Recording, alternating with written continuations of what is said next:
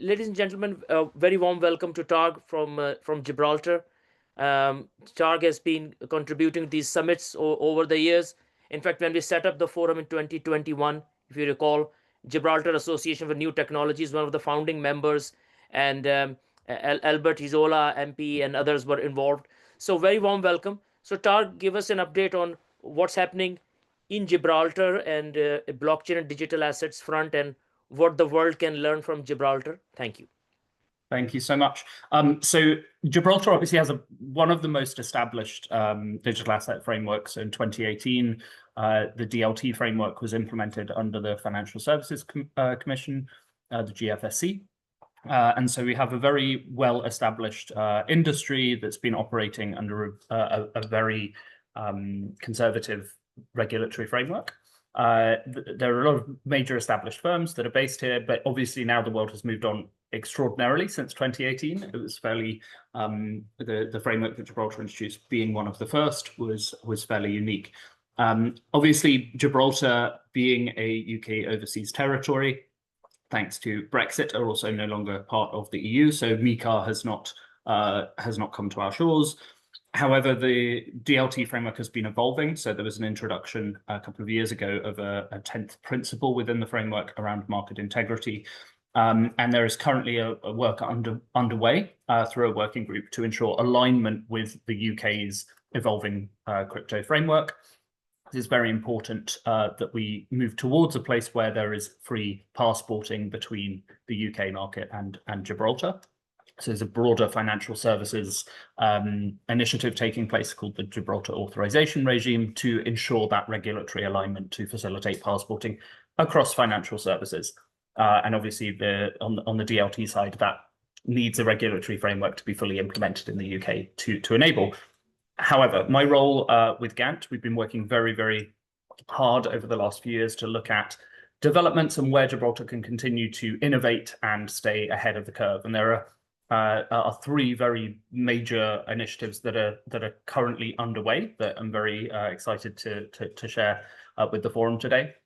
So the first, there was a press release earlier this year regarding a partnership between Bullish, so it's a very large crypto exchange business. The CEO is Tom Farley, the ex-president of the New York Stock Exchange. So very traditional market infrastructure background. Now in the crypto space, where there's a partnership with the Gibraltar government to develop a crypto derivatives clearing framework. So central clearing, very established in traditional markets, and a key risk management market infrastructure for leverage risk.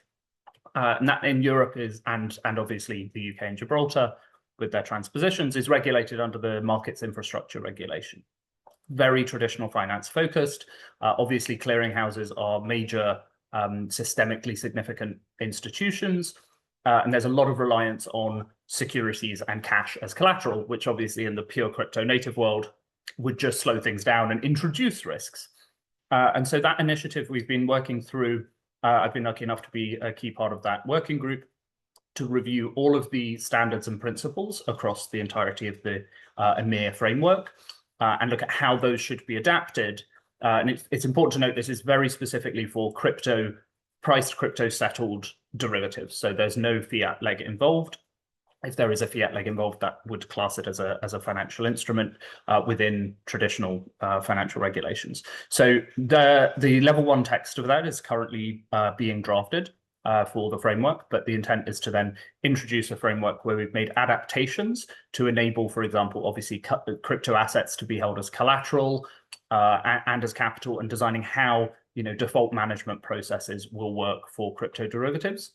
We see that as a very growing space. We know that in the traditional market, obviously CME, Eurex, etc., have introduced crypto derivatives some time ago, where you have sort of Bitcoin futures, etc. But again, those are all just leveraged exposures settled in fiat and cleared through traditional financial market infrastructures, whereas this will enable pure crypto exposure for entities, but also then to mutualize and net that risk off.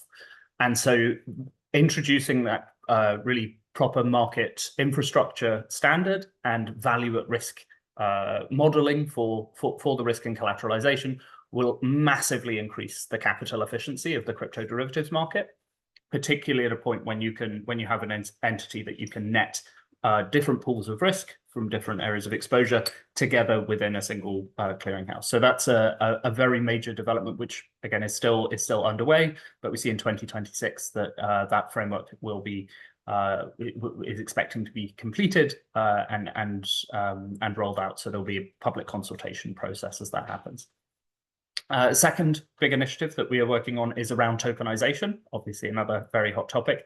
Gibraltar has a very well-established funds industry, and within that there's a protected sell framework for protected sell funds, which we are adapting to enable the tokenization of shares in protected sell funds. So we are working closely with the Financial Services Commission on the development of that framework, but what that will enable is both tokenization of real world assets, which can include real estate, for example, or also just indirect tokenization of dedicated assets. So you can have a specific class of assets or a specific individual asset, which a fund can invest in, and then enable the tokenization of those fund shares.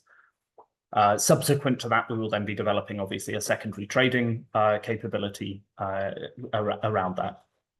The third initiative that we're working on, which is in the early phases, but we've had involvement from a very international working group of key figures in the space and experts, is around decentralization.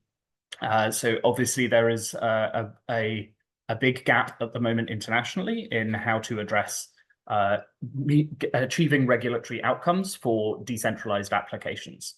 A lot of the regulatory approach has been we need to enforce, we need to identify, we can't regulate code, so we need to identify who has developed this program if we deem it would fall within a regulatory perimeter, and we need to force them to become licensed and regulated and have control mechanisms. At that point, it's no longer decentralized. It's just, again, centralization.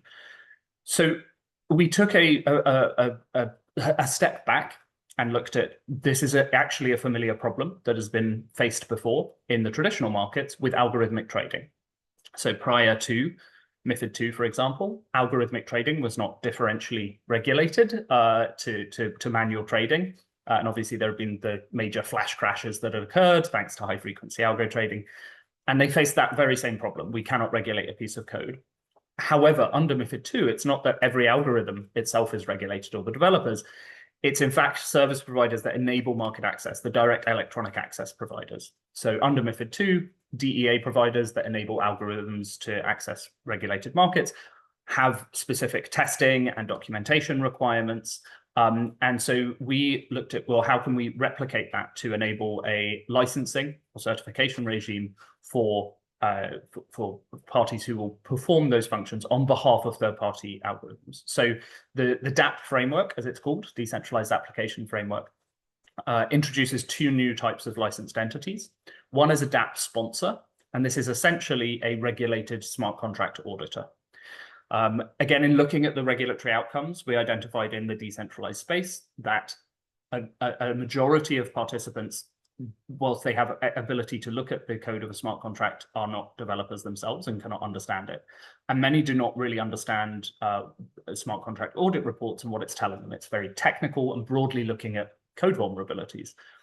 And so we are mirroring the PRIPS KID regulation, Packaged Retail Investment and Insurance Products regulation, that exists for complex risk profiles for financial instruments, where a 3-page, very standardized, easy to understand key information document must be published saying exactly what the product does, what it does not do, and what the risks are of participating in it. And so we're introducing standardized reporting that will need to be produced by a DApp sponsor called the DApp KID, which will give very clear information on what a given smart contract does, doesn't do, and its risks, etc. The second permission that's being introduced, second regulated or licensed entity, is a digital compliance services provider. So where a smart contract wants to introduce AML controls and gating, which is becoming increasingly important for institutional interest in participating in decentralized applications.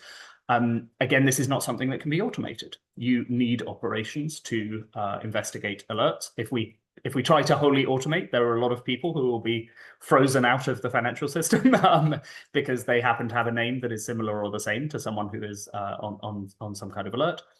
And so the Digital Compliance Service Provider, or DCSP, will be able to do full AML processes, so due diligence, and interact with smart contracts at the execution layer via oracles to essentially just approve or deny transactions. The framework is elective, so this is not trying to force the framework on any party. However, through the working group and a lot of engagement, we identified that there are a lot of developers, DApp developers, who will want to, if when they're getting a smart contract audit, the possibility of having a regulated audit will be much more appealing. And for DApps that want to introduce AML gateways and controls without themselves becoming centralized, there is a key interest there. So we are, Gibraltar has a week of events next week in London called the Gibraltar London Week. I'm co-hosting the DLT event next Tuesday, where we have a panel discussion where we will be talking quite a lot around these new frameworks to the attendees. So those are the key developments. A lot is in flight at the moment, but please watch this space. A lot of exciting developments coming out of Gibraltar in 2026. Thank you very much, Targ. That was excellent summary. Very nice. Just one question.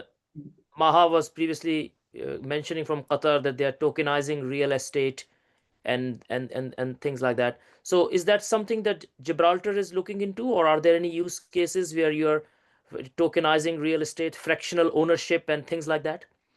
Yeah, absolutely. The approach we've taken with the tokenization framework that's in development, which is through a working group in Gantt, has been to ensure that the framework we introduce is very flexible. And so under the protected sale framework, there are a lot of funds that do invest in real estate that are established here in Gibraltar. So it will enable the tokenization not only of financial instruments and assets, but also real world assets, which would include real estate.